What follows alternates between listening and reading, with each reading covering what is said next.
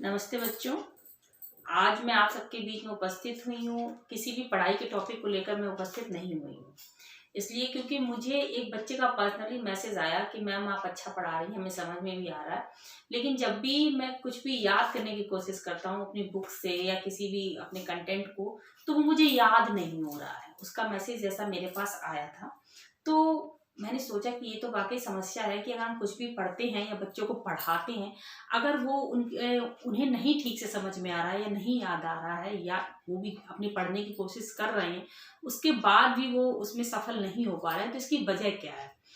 तो मैंने बहुत उसमें सोचा समझा, तो मुझे ऐसा लगा कि हमें बच्चों को पढ़ने के तरीकों के बारे में भी बताना चाहिए, जिसे हम रीडिंग स्किल्स कहते हैं, वो भी हमें उन्हें बतानी चाहिए, ताकि वो अपनी जो पढ़ाई है उसमें अच्छे से प्रगति कर सके और जहाँ तक हमारा प्रयास हो वो सफलता प्राप्त कर सकें। देखिए, हमारा काम है बताना और आपका काम है अनुसरण करना। आप उन्हें अनुसरण अगर करेंगे तो निश्चित रूप से ही कुछ ना कुछ तो लाभ आपको प्राप्त होगा ही। ऐसा नहीं है कि कोई भी बात अगर आपको कोई भी आपका बड़ा या आपका टीचर आपको बताता है तो उसमें आपको कोई लाभ प्राप्ति नहीं होती। अगर आप उनके कहे के अनुसार चलेंगे तो निश्चित रूप से अगर आपको 100% लाभ नहीं हो रहा है तो भी 50% लाभ आपको होगा ही होगा। तो जो कुछ भी मैं आपको बताऊं उसे आप इस तरीके से पढ़िए, निश्चित रूप से आपको लाभ की प्राप्ति होगी और आप जो भी पढ़ेंगे आपको समझ में भी आएगा और याद भी होगा। तो अगर मैं इसको ये आपसे ये कहूँ कि मैं आज आपको रीडिंग स्किल्स बताने जा रही हूँ तो कुछ गलत नहीं है, क्योंकि मैं आपको वो भी बताऊंगी। और दूसरी चीज मैं ये भी कहना चाहती हूँ कि हम अपने जो मस्तिष्क है इसको ऐसा डाइवर्ट कर लेते हैं कि हमें कुछ याद नहीं होता या हमें कुछ समझ में नहीं आता, अरे ये बड़ा कठिन है। तो इन सब चीज़ों को भी हमें अपने दिमाग से निकाल देना है। तो मैं बच्चों आज आपको बस इतना ही बताने के लिए यहाँ पर उपस्थित हुई हूँ। तो देखिए, सबसे पहली बात कि हमें अपने मस्तिष्क को डाइवर्ट करना है इस चीज़ के लिए कि हम लोग हमेशा सोचते हैं ना कि ऐसा काम देखा रही बहुत कठिन कंटेंट है, ये हमें याद नहीं होगा या हमें समझ में नहीं आएगा। देखिए, ऐसी कोई भी चीज़ नहीं है जो आपको समझ में नहीं आए या याद नहीं हो, या आपको मेन चीज़ क्या होता है कि हमारे उसे समझने का तरीका गलत है, उसे पढ़ने का तरीका गलत है, इसलिए वो हमें समझ में नहीं आ रही। देखिए, मस्तिष्क तो भगवान ने सबको एक सा दिया है, अगर उसको प्रयोग करने के तरीके अलग अलग हैं। कोई उसको बहुत अच्छे से प्रयोग करता है तो उसको चीज़ें बहुत अच्छे से समझ में आती हैं, कोई उसको अच्छे से प्रयोग नहीं कर पाता तो उनको नहीं भी समझ में आती है। कोई किसी क्षेत्र में बहुत आगे होता है, कोई किसी क्षेत्र में पीछे होता है। इसका मतलब ये नहीं कि उसमें दिमाग की कमी है, ऐसा नहीं है, सिर्फ हमारी सोच बदलने का प्रयास हमें करना है। तो सबसे पहला काम, जब भी हम अपनी किसी भी पढ़ाई के टॉपिक को पढ़ने चलते हैं या उसे समझने चलते हैं, तो हमें क्या करना है, हमें यही करना है कि सबसे पहले अपने दिमाग को हमें ये समझाना है कि कुछ भी कठिन नहीं है और हम जो भी कुछ पढ़ेंगे वो हमें निश्चित रूप से याद होगा। और ये बात जब आप अपने दिमाग को बिठा लेते हैं तो आप देखिएगा कि आधी लड़ाई तो आप वैसे ही जीत जाते हैं। आपने सुना होगा कि किसी भी युद्ध को जीतने के लिए क्या जरूरी होता है कि हम उसकी तैयारी अच्छी करें। अगर हमने उसकी तैयारी अच्छी कर ली तो आधा युद्ध तो वैसे ही जीत जाएगा। और तैयारी अच्छी करने का मतलब क्या है कि हम एक पॉजिटिव थिंकिंग रखें कि हम किसी भी चीज़ में शामिल होने जा रहे हैं या कोई भी काम करने जा रहे हैं तो उसमें सफलता हमें जरूर मिलेगी। अगर ये सोच के हम कोई भी काम करते हैं तो उस काम में सफलता मिलती है। अगर मैं कहती हूँ 100% मेरी बात सही नहीं है, आप लोग मेरी बात से सहमत ना हो, तो 50% तो मेरी बात सही है। अगर हम कुछ अच्छी सोच से कोई कार्य शुरू करते हैं तो सफलता जरूर मिलती है। तो जब भी आप कोई भी टॉपिक पढ़ने चलें तो अपने दिमाग को यही हमें सूचना देनी है कि अभी हम पढ़ना शुरू कर रहे हैं और ये टॉपिक हमें निश्चित रूप से याद हो जाएगा। हमें पता है कि ये हमें याद होगा, ये हमें करना है कि हमें ये समझ में आएगा, हमें याद होगा। दूसरा नंबर की तो आपकी फर्स्ट बात होगी कि हमें अपने दिमाग को कैसे चलाना है। हमारा दिमाग हमारे हिसाब से चलना चाहिए, ठीक है। ऐसा नहीं कि दिमाग जो है जब आप ये सोचते हैं कि हमें याद नहीं होगा, हमें याद नहीं होगा, तब ऐसा होता है ना कि हमें याद नहीं हो रहा। तो कभी ये भी करके देख लीजिए कि हमें याद होगा, हमें याद होगा। तो मेरी बात आप ऐसा यूज करके देखिएगा, जरूर ही सही साबित होगी, ठीक है। जब आप ये काम कर लेते हैं कि हमें याद हो जाएगा और फिर अपनी पढ़ाई को शुरू करते हैं, तो उसमें सबसे पहला काम आपको क्या करना है कि आप जो भी कंटेंट पढ़ेंगे उसको आप छांट लीजिए कि जो भी टॉपिक आपको आज पढ़ना है कि हमें इतने से इतना ये टॉपिक आज कंप्लीट करना है, पढ़ना है। और कभी भी किसी भी टॉपिक को याद करने की कोशिश नहीं करनी है कि हम उसे रट्टू तोता की तरह रटना शुरू कर दें, एक एक लाइन को रट रहे हैं, एक एक वर्ड को रट रहे हैं। आपने अपने बड़ों को ये भी कहते सुना होगा कि हम कोई भी चीज़ है जो समझी हुई होती है वो अच्छे से याद रहती है और रटी हुई चीज़ों को भूल जाते हैं। तो ये बात बिल्कुल सही है। कोई भी चीज़ है, अगर आप उसे रटने की, याद करने की कोशिश करेंगे तो समय को उसे निश्चित रूप से भूल जाएंगे। लेकिन अगर आपने कोई चीज़ समझकर पढ़ी है तो वो आपको समय पर याद आएगी। ये तो मैं अपने पर्सनल अनुभव से भी कर सकती हूँ। जिन बच्चों को मैं पढ़ाती हूँ वो बच्चे भी मेरी इस बात से बिल्कुल सहमत है, और आशा करती हूँ कि आप सब भी मेरी इस बात से सहमत होंगे। तो आपको याद कुछ नहीं करना, आप एक कंटेंट निश्चित कर लीजिए कि आज मुझे इतना, आपने एक पैराग्राफ निश्चित किया। जैसे कि जी कि मैं इस बुक के माध्यम से आपको समझाती हूँ। जैसे ये बुक है, हमने निश्चित किया कि हम यहाँ से लेकर यहाँ तक आज की ये टॉपिक पढ़ डालेंगे। जो भी टॉपिक आप सिलेक्ट करें, इतना हमें इस बुक से पढ़ना है।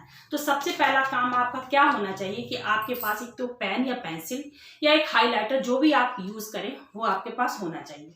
फिर आप जो भी कंटेंट पढ़ना शुरू करते हैं, फर्स्ट लाइन से आप उसे शुरू करिए और उसको आपको पढ़ना है। सिर्फ उसे ये कोशिश नहीं करनी कि हम उसे याद कर रहे हैं, सिर्फ पढ़ना है। एक बार आपको अच्छे से उसकी रीडिंग करनी है और उसके उन पॉइंटों को पॉइंट आउट अपनी पेंसिल या पेन से अंडरलाइन करना है, जो आपको लग रहा है कि ये इंपॉर्टेंट है और इसे हमें आना चाहिए। बस उसको आप अंडरलाइन कीजिए और पूरी रीडिंग, उसकी पूरी रीडिंग आपको करनी है। ठीक है, ये मैं आपको रीडिंग स्किल्स बता रही हूँ कैसे हम किसी चीज को पढ़ते हैं। ठीक है, जब आप इतना रीडिंग कर लोगे, आपका दिमाग, जब आप एक पूरा टॉपिक शुरू से लेकर अंत तक खत्म करोगे तो उसमें बहुत सी लाइनें ऐसी भी आएंगी जब आपका दिमाग आपसे ये कहेगा कि यार इसको दोबारा पढ़ो, उसको दोबारा पढ़ो।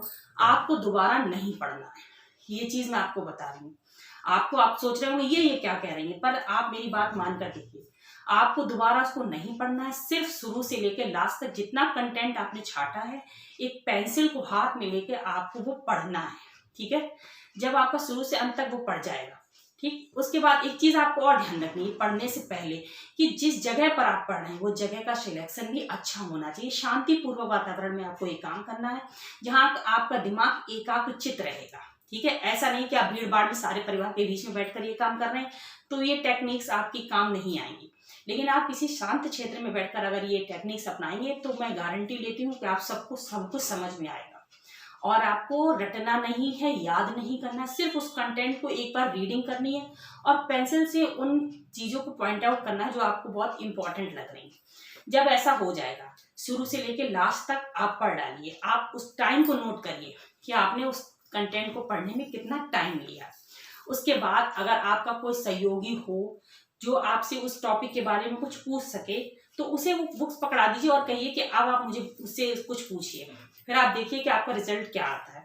अगर ऐसा कोई नहीं है, मान लीजिए आपसे घर में कोई पूछने वाला नहीं, तो आप खुद एक कॉपी लीजिए, कॉपी बनाइए अपनी, वो कॉपी ले लीजिए और उस कॉपी में क्या करना है आपको, आपने जो टॉपिक जहां से जहां तक पढ़ा, उसमें जो जो बातें आपको एक बार पढ़ने में याद रह गई, उन बातों को उस कॉपी पर आपको लिख लेना है कि ये मैंने इस टॉपिक में पढ़ा है, इसके बारे में। ये मेरा मतलब ये नहीं कि आप पूरा नोट्स तैयार कर रही है, ऐसा नहीं है। सिर्फ आपने जो टॉपिक पढ़ा है उसको आपको एक लिखना है, एक तो उस पर लिख कर देखिए कि आपने इस टॉपिक के अंतर्गत क्या क्या चीजें पढ़नी है। बस इतना आपको करना है।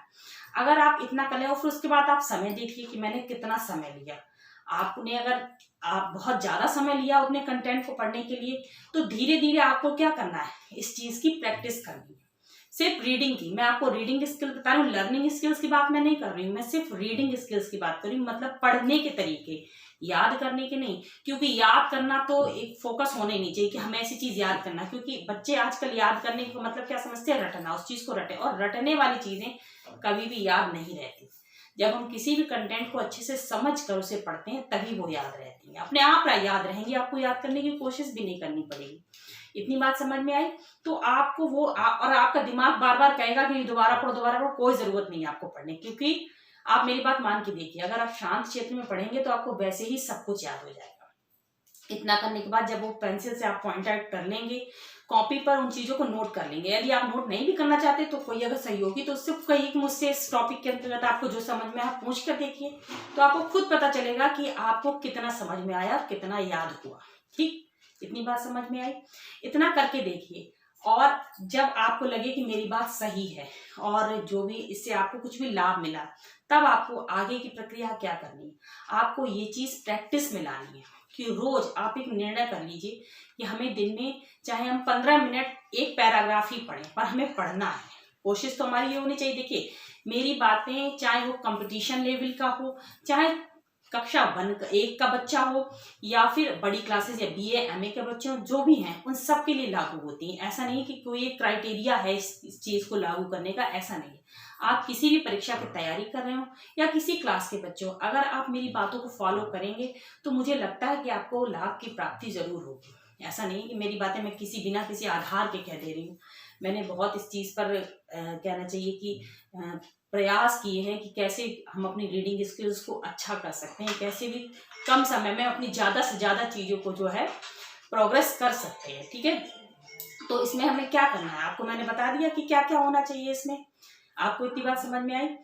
अब इस चीज़ को हमें क्या करना है, अपनी हैबिट में लाना है कि रोज हम अपने पढ़ने का प्रयास करें।